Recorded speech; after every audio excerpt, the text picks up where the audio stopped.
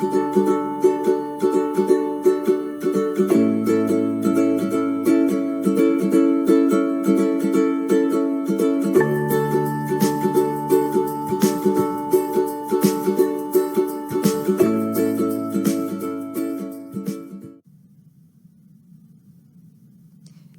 morning, or good afternoon, or good evening, whenever you're deciding to join us, and welcome to Virtual Sunday School.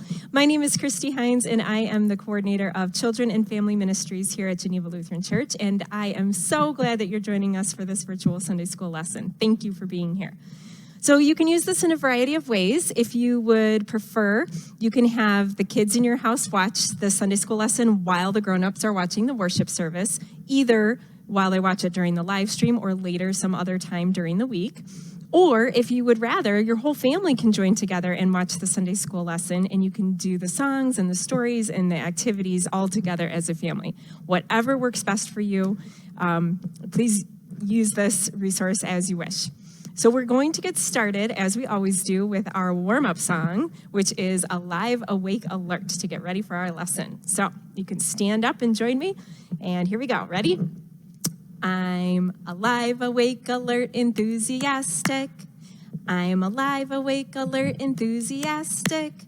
I'm alive, awake, alert. I'm alert, awake, alive. I'm alive, awake, alert, enthusiastic.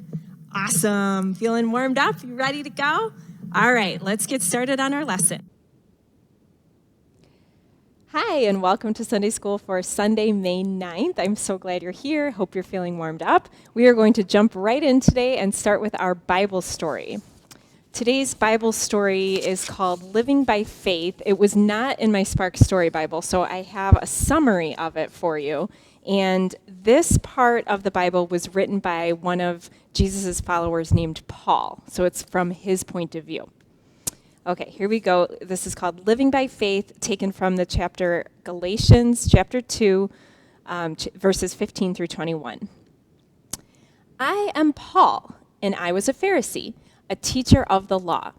Boy, was I smart. I did everything so perfectly, and all my teachers were proud of me.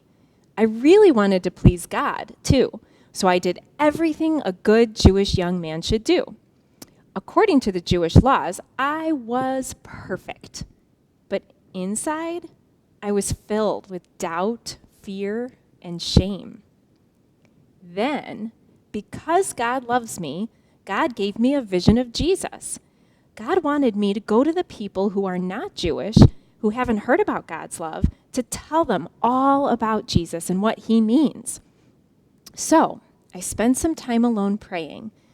But eventually, I began preaching Jesus and his love. And boy, did I get in trouble. Even Peter, the disciple, and I argued. Many of the leaders like him in Jerusalem didn't like that I was accepting non-Jewish people in my churches freely. They thought they should become Jews first and then become Christians.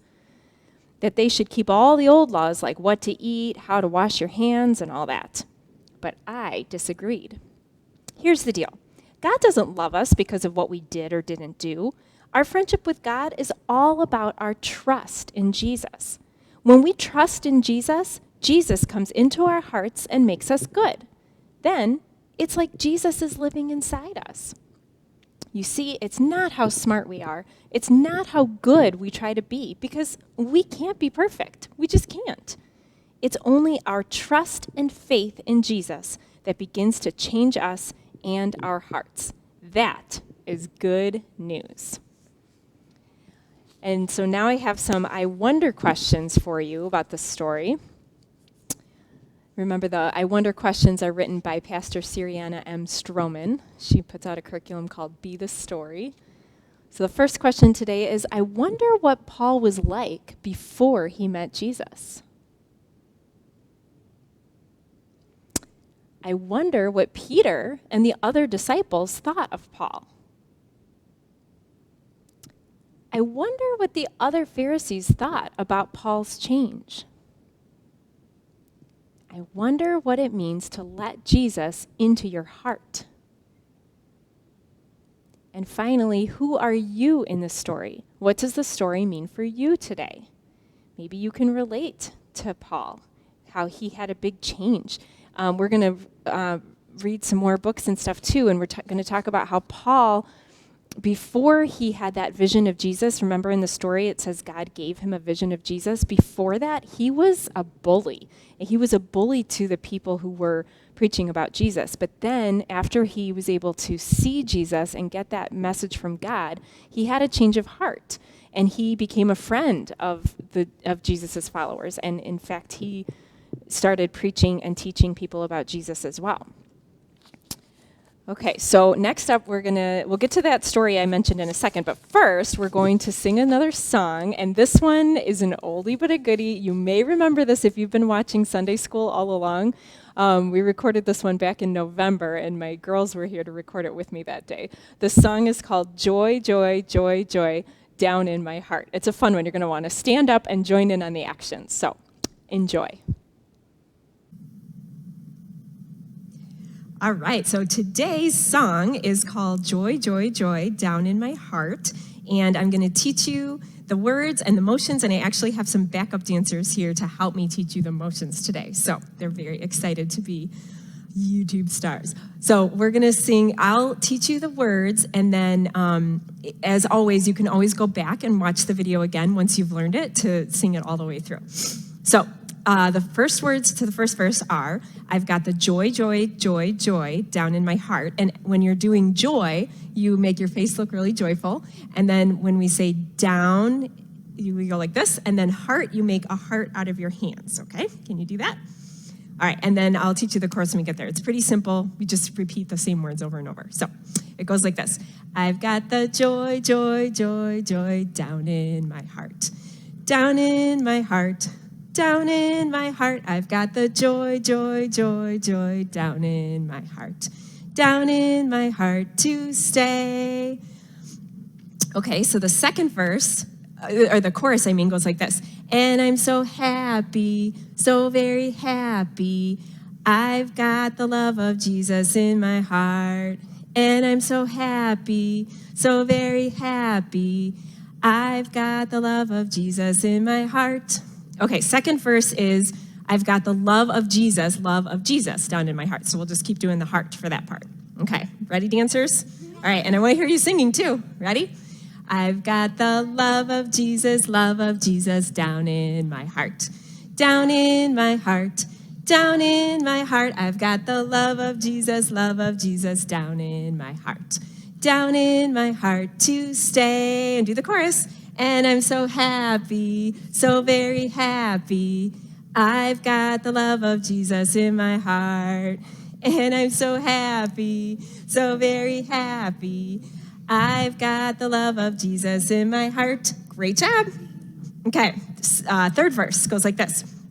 I've got the peace, so you make the peace sign, that passes understanding. And point to your head, because that's where you understand things, right? Down in my heart, down in my heart, down in my heart, okay? Okay.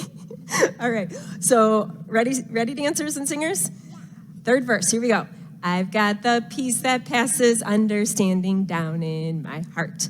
Down in my heart. Down in my heart. I've got the peace that passes peace that passes understanding down in my heart. Down in my heart to stay. Chorus. And I'm so happy, so very happy. I've got the love of Jesus in my heart, and I'm so happy, so very happy. I've got the love of Jesus in my heart. Okay, last verse. Are you ready for this? This one is hard. I don't even have motions because there's so many words. It's like a tongue twister. So you have to sing, I've got the wonderful love of my blessed Redeemer way down in the depths of my heart. That's a lot of words, okay? So you have to kind of just say it as fast as you can. And like I said, go back and watch the video a couple times if you need to memorize those words. All right, ready for the hard one? Okay, here we go, verse 4. I've got the wonderful love of my blessed Redeemer way down in the depths of my heart. Down in the depths of my heart. Down in the depths of my heart. I've got the wonderful love of my blessed Redeemer way down in the depths of my heart. Down in the depths of my heart to stay. And I'm so happy, so very happy. I've got the love of Jesus in my heart. And I'm so happy, so very happy. I've got the love of Jesus in my heart. Woohoo! Great job, singers and dancers. Thanks for helping. All right, I hope you had fun listening to that song again. Remember, it's on YouTube, so you can go back and listen to it as many times as you want. I love that one. Okay, so now I'm going to read a picture book to you. And like I said, the character from today's Bible story, Paul, he started out being a big bully. And at the time, actually, his name was Saul. And then he had this vision of Jesus, and he had a change of heart. And instead of being a bully to the Christians, he became their friend. So I have a book. Maybe you've seen this book at school before. It's called Bully by Laura Vaccaro Seeger. I know there are a lot of books out there about bullying and bullies, but I picked this one for a reason. I'll tell you at the end why I like this one so much. But it's a very short and simple book. Here we go. Bully by Laura Vaccaro Seeger. Okay, notice on this first page we have a gray bull, and he's saying, "Go away," in a really mean voice. See that angry look on his face? And then look at our main character, the brown bull. He looks so sad, doesn't he? It doesn't feel good to be told to go away. So that's kind of the precursor before the story begins. This is what happens to him. Okay, so then we have three little friends. We have the bunny, the chicken, and the turtle, and they say, "Want to play?" But remember what just happened to that brown bull? He says, "No!" He's kind of grumpy, isn't he? He's in a bad mood because he got told to go away by the gray bull. So now he's going to turn around and be mean to these other animals. That kind of scared them, it looks like. The bunny's hopping away. Chicken. Well, that's not very nice. Slowpoke. Pig. Buzz off. You stink. Bully. Butt out. Bully. Okay, did you notice that the brown bull was getting bigger and bigger and bigger while he was being mean to all of the other animals? He was feeling like he was bigger than them and more important than them when he was bullying them. And now he got called a bully, and look at his face now. He looks kind of upset, like he feels bad for what he did, and he says to himself, "Bully?" And now this one I imagine kind of like a balloon. Imagine if you blew up a balloon and then you just let go and it kind of flies all over the place as it lets out its air. That's kind of how I picture what's happening on this page. He was big and inflated when he was being a bully, and now he's shrinking back down to his normal size now that he got called out on it. And now he says, "Sorry." Look how sorry he is. "Want to play?" Okay. And that's the end. Like I said, it's a short book. There aren't many words in this book, but why I like this one, like I said, there's a lot of different books out there about bullying, but what I liked about this one is that the bull didn't get in trouble. He didn't get a punishment or anything like that. He did his own reflecting. When he was called a bully, he took it upon himself to think about that and have a change of heart all on his own. He didn't have a timeout. He didn't have, like in some books, or I don't know if you've heard any, there's even a Llama Llama Red Pajama episode about it with Gilroy, if you've seen that one. And in a lot of the books, the bully gets in trouble and then they have to apologize and all that. But in this one, I like it because the bull has a change of heart. And you can tell from his face, can't you, that he really, really, really feels sorry for what he did. And he tries to make it right by apologizing. And then I love that at the end the friends forgive him, because that's what happens in life, right? We make mistakes and then we ask for forgiveness. And if we're lucky, our friends will forgive us. We know God will always forgive us, right? And so I like that happy ending. And that's exactly what happened with Paul in today's Bible story. He had been being a bully, And then he had his change of heart, and then he was accepted into the church, and he was able to do great things. For the rest of his life, he taught people about Jesus. And we have that opportunity too. All throughout our lives, anytime we make mistakes, we can always turn it around and have a change of heart, just like the bull in the story and just like Paul in our Bible story. Okay, so what I have next for you is a craft. I found something that all you're going to need are 3 things. So you just need a piece of paper. I'm using pink, but you can use whatever color you want. And a pair of scissors and something to write with. That's all you need. It's very simple. And this is kind of fun. We're going to make a heart because if you remember, at the end of the story, it was talking about how Paul invited Jesus into his heart, because that's where, when you invite Jesus into your heart, that's when Jesus can change you, just like the bully, right? And you can start doing good things in the world when Jesus is living inside your heart. So we're going to make a heart, but we're going to make it in kind of a cool way. So with your piece of paper, the first thing you're going to do is fold it in half. And you don't have to crease it too hard, but you do just want to have that line there. So fold it in half like that. And then you're going to take each edge of your paper and fold it like this so that it lines up with the middle crease. I'm going to do it down here and then I'll show you. So I did one side, see how it's touching that middle line I made. Now I'm going to do the same on the other side. Okay.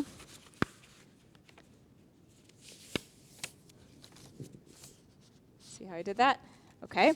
And now you can fold it in on the original crease, and I bet you've done something like this before. Have you ever cut out a heart out of a piece of paper on the fold so that when you open it, you only have to cut out half of it, right? So when you open it, you have a symmetrical heart. Okay, we're going to do the same thing, but I need you to make your heart, when you cut it, you want it to bump into that other edge so that it there's going to be a part that you don't cut, so it stays connected. I'll draw it for you. Where did I put my marker here? So you can see what I mean. I'm going to show you which line I'm going to cut on.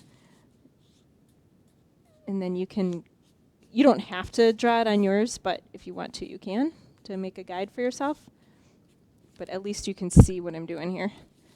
Okay, so when I drew my half of a heart, do you see how I made it kind of go off the edge? So this part, I'm not going to cut anything. I'm just going to cut 2 cuts. The top, I'll cut off the top, and then I'll cut this line here on the bottom. And I'll show you why. So keep everything folded as you cut.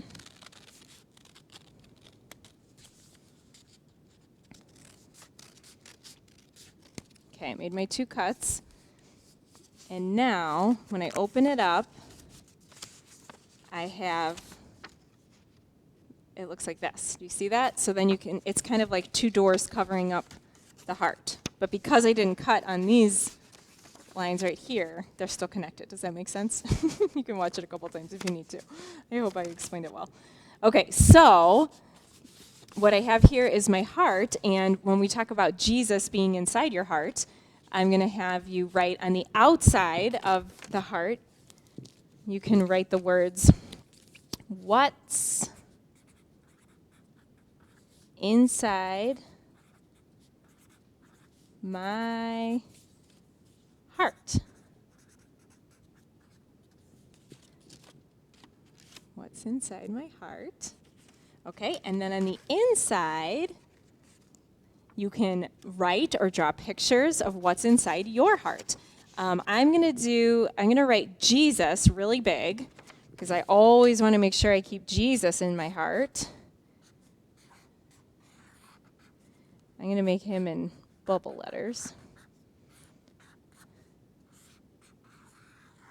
But then you can write other words too if you want.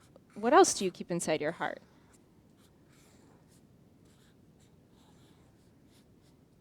Okay, here's how I wrote Jesus. If you can see that, Jesus. And then you can add, I'm going to write some more words over here, like I have faith in my heart. I have joy in my heart. I have my family I keep close in my heart. I have love in my heart. You can write all sorts of you can describe what's inside your heart. Like I said, you can draw pictures or you can write words like I did, and then you'll have this nice little reminder of what's inside your heart.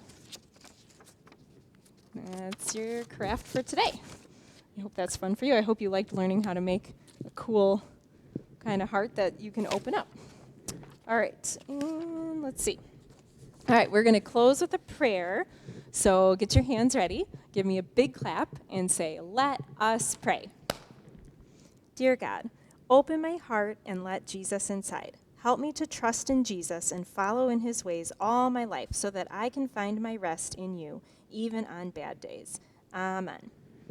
I do have an announcement for today. We have in-person Sunday school for the third time coming up again next weekend. We're going to try to start doing it every other weekend. So we'll get a schedule out to you so your parents can mark their calendars of when we're going to have in-person Sunday school during the summer. But for now, the next one scheduled is next weekend, which is Sunday, May 16th. You want to get here at about 8:45, so you have time. Your family will check in when you get here, and then you can come downstairs to the fellowship hall, and your parents can go upstairs to worship, and they'll be settled in time for worship to begin. You do need to wear a mask at all times, and we're going to stay 6 feet apart.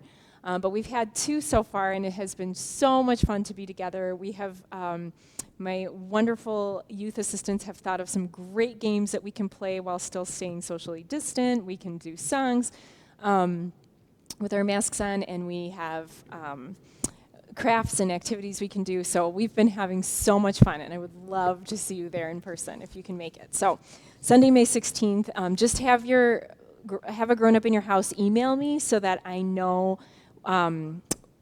how many spots to put out and how many materials to prepare. My email address is up on the screen. It's children@genevalutheran.org. And so just have someone email me and let me know that you're coming, and I can't wait to see whoever makes it next Sunday. Okay, let's do our benediction song. Ready? May the Lord bless and keep you. May his face shine upon you. May he always be with you and give you peace. And I say, go in peace and serve the Lord. And you say, thanks be to God. Thanks for watching Sunday School this week. I'll see you next time.